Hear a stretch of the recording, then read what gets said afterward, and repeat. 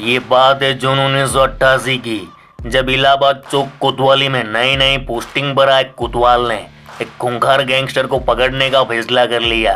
नए कोतवाल नवरंग सिंह ने पूरे चौक इलाके का घेराव किया, लेकिन गैंगस्टर भागने में सफल रहा। पुलिस की इस हरकत से वह गैंगस्टर इतना नाराज हुआ कि उसी रात कोतवाली पर हमला कर दिया। कोतवाली पर इस कदर बमबारी हुई कि शोर के कारण आसपास के इलाकों में लोग पूरी रात सो नहीं पाए। इतना ही नहीं, जान बचाने के लिए पुलिस को स्मारक के गेट के दरवाजे तक बंद करने पड़े थे।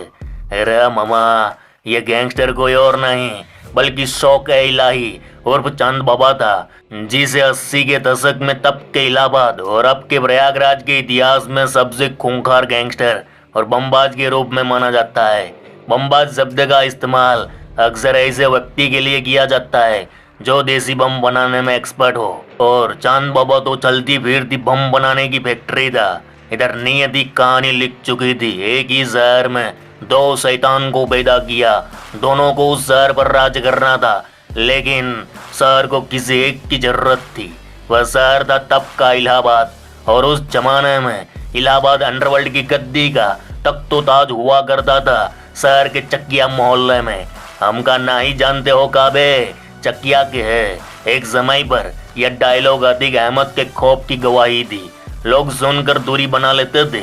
जी हाँ, माफिया डॉन का अपना एक इलाका होता है। मुंबई का डोंगरी कभी दाऊद इब्राहिम के नाम से जाना जाता था। आज जब अतीक अहमद हत्याकांड के चलते प्रयागराज सुर्खियों में है, तो अतीक अहमद के चकिया मोहल्ले का भी जिक्र हो रहा है। लोग पूछते हैं, कहाँ है चकिया, कैसा है यह इलाका जहाँ अतीक अहमद का सिक्का चलता था। मुस्लिम बाहुल्य इस इलाके में एक समय लोग जाने से डरते थे। इसे भूल भुलैया वाली टेढ़ी मेढ़ी गलियों का मोहल्ला भी समझिए। अगर आपको पहले से पता नहीं तो आप अंदर घुसकर भ्रमित हो सकते हैं। अतीक का पुश्तैनी मकान थोड़ी दूर पर कसरिया इलाके में था। अरसों पहले यह ग्रामीण क्षेत्र हुआ करता था। बाद में अतीक का कुनबा चकिया में आकर बस गया।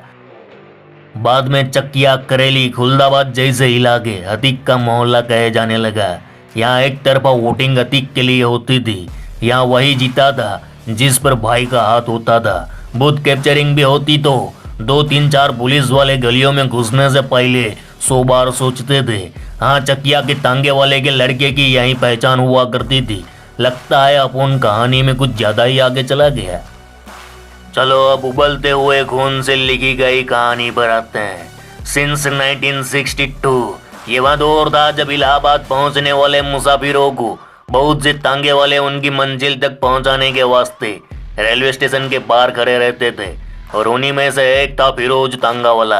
अग्नि के भय से ज्वलनशील, खोलते उबलते बिखरे उल्का पिंड। लहरें इंतजार कर रही है धरती चुमने के लिए, सूरज इंतजार कर रहा है डूबने के लिए, बिजली की बारात खड़ी है विद्रोह के लिए।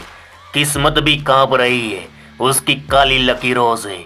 अमावस की काली रात कुलदाबाद के चकिया मोहल्ले में किलकारियां गुंज उठी। फिरोज तांगे वाले की झोपड़ी में सन 1962 की रात पैदा हुए उस लड़के का नाम रखा गया अतीक अहमद। गरीब फिरोज चाहता था कि अब उनका छोकरा पढ़ लिख कर गरीबी दूर करे। इसी उम्मीद में वह उसे स्कूल में डाल देता है, मगर बचपन से ही अतीक को पढ़ाई लिखाई से नफरत थी।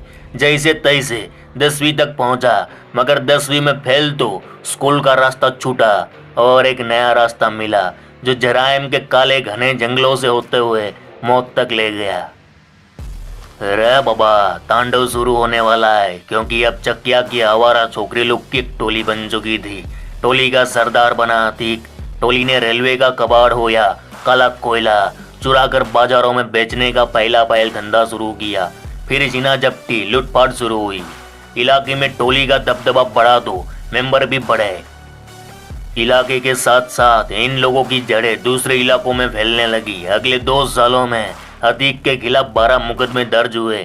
अतीक अब जवानी की दहलीज पर आ खड़ा हुआ, जहां उसे लगता था कि एक दिन पूरा इलाहाबाद उसके नाम से जाना जाएगा। वह अब जुर्म की दुनिया में डंका बजाने हथौड़ा लेकर खड़ा था। मगर अब तक अतीक इतना बड़ा गुंडा भी ना हुआ कि पुलिस उस पर ध्यान दे।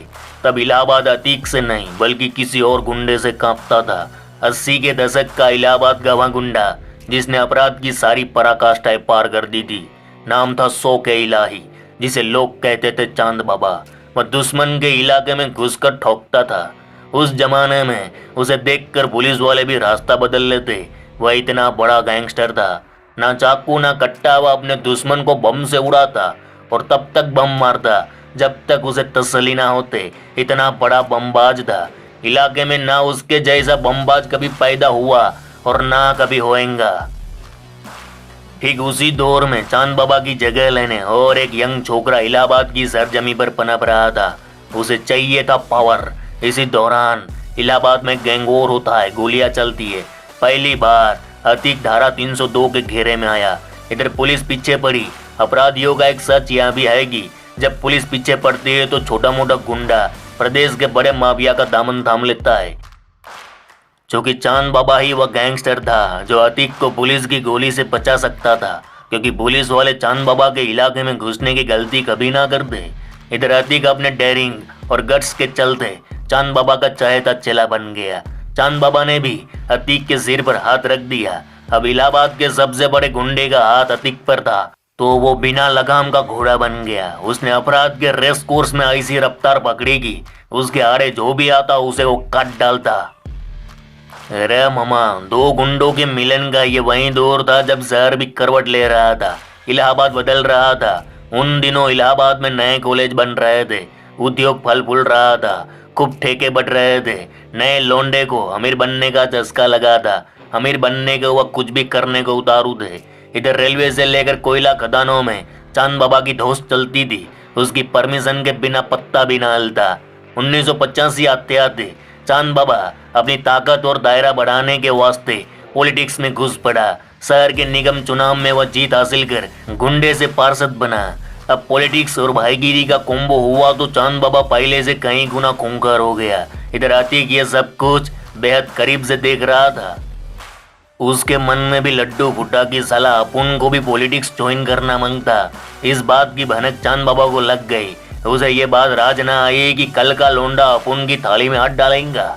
एक दिन चांद बाबा अतीक को अपने अड्डे पर काम से बुलाकर बुरी तरह पीटता है। बस इसी बात ने अतीक के अंदर मनोज्वालाएं सुलगा दी। इलाहाबाद शहर को अंदेशा तक नहीं था कि शहर में सैलाब आने वाला था। इधर गुरु से चेले ने गुंडाई के सारे पाठ सीख लिए थे। अब उसने खुद का गैंग बनाने का फैसला किया। चकिया के दिमाग के हटेले छोकरे तैयार थे। इत्तेफाक से मौत और यमराज दोनों अतीक से यारी कर बैठे थे। पूरा शहर चांद बाबा के आतंक से परेशान था। इसमें पुलिस वाले भी तंग आ चुके थे। चांद बाबा का इलाज पुलिस के बस में नहीं था। तभी पुलिस ने देखा एक अलहड़ छोकरा जिगरा रखता है चांद बाबा को मात देने का। जो पुलिस वाले अतीक के पीछे पड़े थे वही अब उसे पालने लगे, उसके गुनाहों पर पर्दा डालने लगे। ना शहर जानता था ना चांद बाबा, मगर पुलिस ने चांद बाबा के अध्याय को हमेशा हमेशा के लिए खत्म करने अतीक के रूप में एक बड़ा हथियार तैयार कर लिया था। पुलिस का साथ मिलते ही अतीक अब और खूंखार हो गया। उसके केस की तादाद हर बदलते दिन के साथ बढ़ने लगी। देखते ही देखते अब वह दिन भी आ गया जब पुलिस को लगने लगा कि अतीक का चकिया गैंग चांद बाबा से भी खतरनाक बन चुका है। अब पुलिस के रडार पर वह और उसका पूरा गैंग था। पुलिस ने काउंटडाउन शुरू किया, उठा लिया अतीक को, डाल दिया सलाखों के पीछे। ये 90 का दौर चल रहा था। तब यूपी में वीर बहादुर की सरकार थी। इधर पुलिस ने अतीक को उठा तो लिया मगर उसकी गिरफ्तारी नहीं दिखाई। सबको लगा कि पुलिस ने खामोशी से अतीक का सुपड़ा साफ कर दिया। लेकिन कहते हैं कि तब इलाहाबाद के एक सांसद ने दिल्ली फोन की घंटी बजाई। तब दिल्ली में भी कांग्रेस की सरकार थी और कमान राजीव गांधी के हाथों में थी। सांसद ने राजीव गांधी से पैरवी की और फिर दिल्ली से लखनऊ और लखनऊ से इलाहाबाद फोन गया और अतीक मामा छूट गया। अब समय बदल चुका था। शहर चांद बाबा को नजरअंदाज करने लगा था। लोग अतीक के बारे में बातें करने लगे थे। गुंडई में चांद बाबा मात खा चुका था। अब अतीक का पलड़ा भारी था। धोती वालों के दो हाथ चांद बाबा की जगह अतीक के सिर पर थे। यानी इलाहाबाद में क्राइम और पॉलिटिक्स का क्लाइमैक्स शुरू हो चुका था। उसने चुनाव लड़ने की ठान ली, लेकिन उसके गुनाहों का लंबा चौड़ा लिस्ट था। भला कोई पार्टी उसे टिकट देने तैयार ना थी, तो उसने ठान लिया मामा, अकेला मैदान में उतरा, निर्दलीय पर्चा भरा। बात है 1989 की। अतीक ने पर्चा भर दिया। पर्चा भरते एक बार फिर उसका भूतकाल उसके सामने आया। चुनाव में अतीक के सामने कोई और नहीं बल्कि उसका पुराना गुरु और सबसे बड़ा दुश्मन बन चुका चांद बाबा खड़ा था। यानी ये चुनाव नहीं था, एक वॉर जोन था। इलाहाबाद अंडरवर्ल्ड के तख्ता पलट की तैयारी हो चुकी थी। गद्दी के लिए मारो काटो वाला युद्ध घोष हो चुका था। साथ साथ भारी तनातनी के बीच जैसे तैसे चुनाव पूरा हुआ। अब 2 दिन बाद नतीजा आना बाकी था। लेकिन हार जीत का नतीजा आता उससे पहले ही चांद बाबा और अतीक रोशनबाग इलाके में आमने सामने आ गए। दोनों गैंग के बीच अंधाधुंध गोलियां चली। पूरा रोशनबाग गोलियों की आवाज और उससे निकलने वाले धुएं से रोशन हो उठा। आज अतीक की गोली में दम था क्योंकि शहर उसके खौफ की कहानियां दशकों तक सुनने तैयार था। एक पित्तल की गोली निकली अतीक की गन से, चांद बाबा के खोपड़े के आर पार हो गई। खून से लथपथ चांद बाबा जमीन पर गिर पड़ा और इसी के साथ अतीक अहमद का सूर्योदय हुआ। क्योंकि चांद बाबा की मौत के ठीक 2 दिन बाद वोटों का पिटारा खुला। गुंडा अतीक अहमद भारी वोटों के साथ जीता और अब गुंडे से माननीय बन गया।